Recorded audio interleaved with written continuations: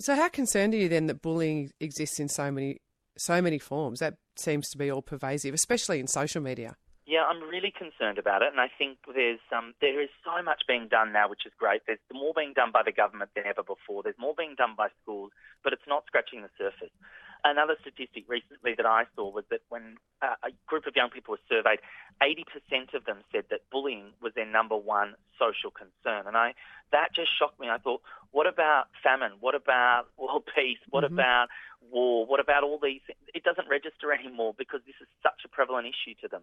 And I think, I'd love to get back to a world where actual real issues are the important things and not just worrying so badly about whether you're going to get picked on in the school ground or out in public tomorrow. And it's almost like you can't worry about the big issues until you have the personal issues sorted out.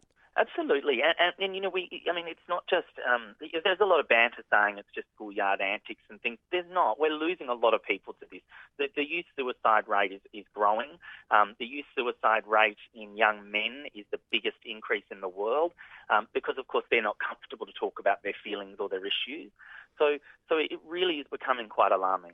What sort of advice would you give then to a kid who's being bullied or who's going through the same sort of thing that you went through as a kid? The big thing that I really get out there and try and talk to these kids about is to say that it does get better. That what they're facing now isn't their life, it's just the start of their life, and to hang in there. I mean, every situation's different, so I don't really give specific advice. The other thing I do say is that it is important to speak up and make someone listen, whether it's a teacher or a parent. If it is fobbed off in the first place, write down some facts, write down some dates and times that these things occurred, and show them how frequent it is so that they do stand up and take notice. Teachers do seem to be, I guess, at the front line. Do you think they're better equipped now to deal with bullying than perhaps when you're at school? They're definitely better equipped. I worry that teachers are more time poor these days. The pressures on the teachers of what they need to deliver in a short amount of time with fewer resources is a worry. But some of the work I'm seeing some teachers do is quite phenomenal. But there is a long way to go still. My guest is John Caldwell. He's the Victorian finalist in the Australian of the Year. He has a phenomenal story to tell. Primarily, he's an anti-bullying advocate, but he does a lot of other things. John, tell us about the TV show that's going to showcase your life. Well, I've actually written a book called Full Throttle, and we made a television show which started as a bit of a personal project, just a bit of a hobby, and it took on a life of its own. It's also called Full Throttle. So it's about life in the fast lane. It's about my business, my anti-bullying campaigning, and some really fun lifestyle stuff as well, because, I do like to have a good life on the side. Well, I was going to ask you what you do in your spare time. Mostly shop. That seems to be my addiction. So. Are you a shoe or a suit or I'm most definitely a shoe person, absolutely. and I quite often end my speeches when I talk having said that, I was once the only kid in school without shoes, and now I've just bought a new house and I'm combining 2 rooms to make a shoe cupboard. So it's a pretty big shoe collection. That's the ultimate get square, isn't it? That's right. You mentioned your book, Full Throttle, and that sort of brings me to philanthropy. You donated the profits of your autobiography, of that book, Full Throttle, towards one of your projects, the charity Angels Goal. What's that project? Yeah, I did. When we launched, I donated those profits to Angels Goal, who are an anti-bullying organisation, and they're very good for information for young people. Their website's got lots of tips and hints. Tells you how to keep a diary of the issues, tells you what legislations, if any, that you could be covered by. So it's a really, really good information website that I like to talk about. What is that website? The book, it's www.angelsgoal.org.au. Angelsgoal.org.au. All right. And now we actually give the book away a lot more than we sell. So people contact us and say, how do we get it? And we send it to them because I think what's happened with the book, of course it was written initially as a commercial project like everything else, but when people started to write me emails telling me how it's changed their life or it's touched them, or it suddenly became a lot more important to connect with people with this message than it was about how many more copies of a book we could sell. So that's actually really inspired me. You have certainly inspired me, John, just listening to your story. I guess just to finish, I sort of want to explore a bit of a theme around choices that you make. And we've heard a lot, there's been a lot in the news, and we've covered it certainly in this program around, I guess, alcohol-fueled violence and that sort of thing. And, we've spoken to psychologists who've told us that people who mainly men who are involved in this sort of violence, tick some boxes. They may have been bullied, they may come from a violent background. A lot of the boxes seem to be boxes that have been ticked in your life, yet you are totally different to that. So does it come down to individual choices? And has there been moments in your life where you've clearly had to make a choice to go the right way or the wrong way? Absolutely. I mean, I still think that happens every day, but certainly growing up in my teenage years, that was a big decision I had to make a lot of times. And so other members of my family weren't fortunate enough to make those decisions, and they've been in trouble over the years. And I've just always tried to stick to the right path and do the right thing. I do think life is about choices, and I do think anyone can make them. While I am sympathetic and I work with a lot of young people in a lot of really terrible situations, I don't tolerate victims. And when I'm speaking with someone and they try and talk about that they're a product of their environment, I don't agree with that. And, I cop a bit of flack for that. But while I'm happy to help everyone and promote this message, I also don't think people can blame other people for their choices. That's an incredibly strong message. How do you think that you're not a product of your environment? I'm trying to sort of understand, is there a particular moment in your life where you said, this is not me, I'm out of here? It was, and it was, it's not about education, and it's not about, I don't think, always about the role models we see.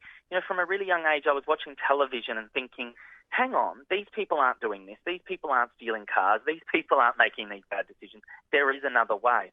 So I do believe that whatever your background, however limited your education, the world is big enough now and in your face enough with television, with the social media, with the internet, that you know what right and wrong is, and you can see that there is a different path you can take. John, you're incredibly inspirational. Who inspires you? My business partner is one of my biggest inspirations, and she's an amazing lady, and we wrote the book Full Throttle together, and her story's in there as well. And honestly, a lot of the team that I work with in my company inspire me every day. They come in and they do a hard job, and they allow me to, as you said, that's meant to be my day job, but they allow me to get out of quite a lot of my day job to do this other work. And do you still have a mentor? You mentioned mentors, and they're so incredibly important for young people. Do you still have one? Or do you have a lot? I have a number of mentors, I think, for different things. And some of the founders of the organisations I work with, more recently the CEO of the Alana and Madeline Foundation, I find when she speaks, Dr. Judith Slocum, I want to hear everything she's got to say. So I think I like to take bits from as many people as I possibly can.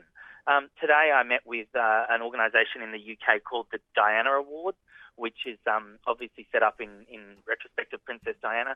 And they do, the CEO of that does some amazing work over here. So when I listen to all of these people speak, I'm just humbled and inspired by them every day, even though they've invited me to speak to them. Now, speaking of invitations, you've got a very important one on the 25th of January, Australia Day Eve, to head to Canberra. I actually saw on a website the other day that you are the favourite with the bookmakers. How does that make you feel? I didn't know that. That's quite incredible. Look, I thought I had a really good chance. I was at a school the other day, the other week presenting, and a lady came up to me and she said, "You're so inspirational. You'd make the most amazing Australian of the year. But I like my footy, so I hope Adam beats you." Oh. So I thought, that might be where it lies, I think. I don't know. I don't know how much the judges of the Australian of the Year are footy fans. If you were to be named Australian of the Year, if the bookies are correct, what do you think that you would like to use the next 12 months achieving in terms of the work that you do? It'd be a great honour, but it wouldn't really change the direction. Being the Australian of the Year for Victoria has already propelled me so far, and it's made me really make sure that I make the most of this. So I'm going to make sure I'm working with more organisations, that I'm working closer to try and get some legislation changes, that as I'm over here now working with the Diana Awards, that I'm working internationally with organisations. So I'm already so pumped and so inspired by what's been given to me that would just be an amazing cherry on the top. Just quickly, what sort of legislation changes would you like to see happen in this area? Well, currently Victoria is the only state in Australia with anti-bullying legislation. It's called Brodie's Law. I would love to see that rolled out nationally. There are some laws that we can use and stretch, but they're not clear enough and they don't specifically cover bullying. So I think if we've proven that it's a necessity in Victoria, I'd love to see Brodie's Law become a national law, and just give people that peace of mind that there is some ultimate protection there in the law. Would you say that education is as important as legislation? Most definitely. One of the reasons I've tried to remain an independent advocate is because some organisations feel that education and prevention is important. Some feel that it's about punishment and law. I feel that there's a place for all of it, and I want to work across the whole spectrum. I want to be working with organisations dealing with preschool children to get it at the very beginning, but I absolutely want to be working with people that are trying to get legislation passed so that if all else fails, you can be punished for it. You do some spectacular work. Have you chosen a spectacular pair of shoes for the awards night? I have. I've actually chosen a very beautiful pair of Christian Louboutins that I bought over here. So I'll be happy with my shoes if nothing else. Have they got red soles? They have got red soles. Excellent. Well, you've got a great soul, John Caldwell, and thank you so much for speaking to us today. Thank you so much. Pleasure. John Caldwell, who is a Victorian nominee for the Australian of the Year, and what a phenomenal story.